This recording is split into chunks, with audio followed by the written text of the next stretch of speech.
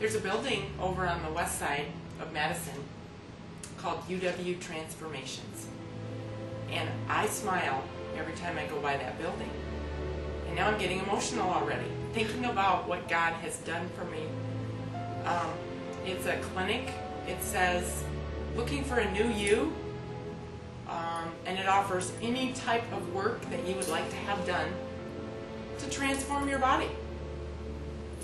And the interesting thing about this is, you might be able to transform the outside of your body to be that perfect, whatever your idea of perfection is, but inside you're still the same you. So you're not really a new you. You're just different on the outside.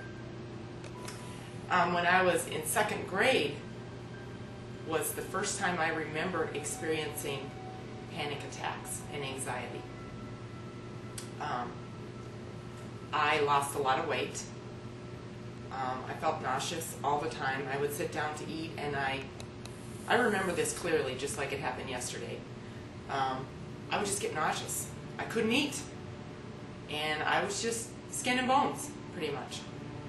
And I don't remember exactly what happened, but that passed. I snapped out of that at some point. But I know my whole life I've experienced bouts of panic attacks and anxiety. Only, back in second grade, they didn't really know what it was called. They didn't really have a name for it. Then it really started to escalate. I remember my daughter's 21st birthday. I was supposed to have a big party for her. And I remember feeling extremely stressed and at the point of tears. And I had lost a lot of weight again. And I remember telling her, honey, I don't think we're going to be able to have your party. She was very disappointed because this was a special day for her. Then in 2007, it really, really escalated. And I started to become paralyzed. And in early 2008, I was completely paralyzed. I was unable to really go to work. I remember laying in bed, and I saw light streaming in the window. And I was just so disappointed because I knew I had to get up. I had to face another day.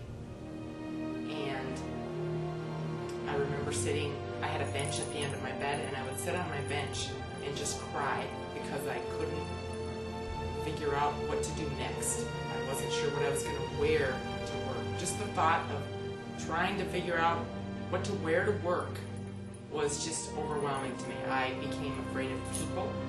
I didn't want to go up and talk to anyone. I would be up on the platform leading worship, and then I would sneak out the back door. As soon as altar call was done, I would sneak out the back door and out the side door so that I could go home and I wouldn't have to face any people.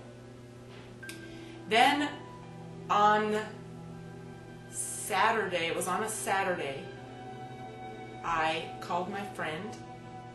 I remembered I was having a terrible day, and I remembered calling my friend and just saying, her name is Peggy Moran, she's a dear friend to me. I said, Peggy, I remember you saying something about that you had panic attacks years ago. And she said, oh yes, I had panic attacks. She said, I was scared to death. I was scared in my bed. She said, I would be paralyzed in fear in my bed. And she said, I talked to Pastor Thomas one time, and he said I needed to get up and pray. Whenever I felt the panic attacks, I needed to get up and pray. And I don't know why that Saturday was different, because many, many people had tried to talk to me and tried to encourage me through this. But for some reason, that day, her words just sunk in. And she said, I just get up and pray, and I rebuke any panic attack, I rebuke Satan, and I just start worshiping the Lord, and I have been panic attack free for I don't know how many years it was at the time. And so I hung up the phone, and I said, Satan, you're a liar. I am not going to accept panic and anxiety and depression in my life any longer. And I started worshiping with a loud voice. And I was actually all by myself in my home. And I was completely delivered. And at that point, I started a journey. Somehow, I was able to get the revelation that I have power over this through Jesus Christ. I do not have to be bound by this anymore. Now, my life didn't magically change and become perfect. But from that point from that point, I was able to pick up the tools.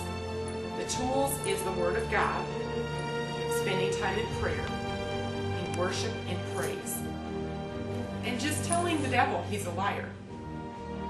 And that's what I would do. From that moment on, it was like I was climbing up out of a pit, but I saw the light, and I was moving towards that light, and I just became better and better and more healthy from that day forward. And now, I can say, yes, I have been transformed. I am transformed on the inside. And that's the transformation. You know, I could have gone to all kinds of clinics trying to make the outside of my body better, but I still would have been the same on the inside. And God has done that perfect work in me on the inside.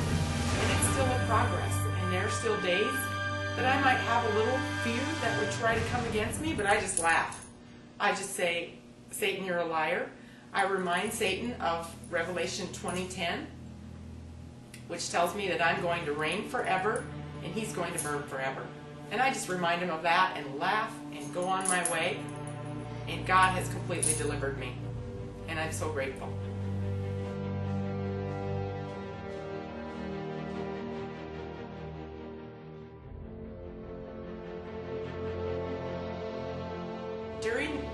During this time, my only safe place was in the presence of God.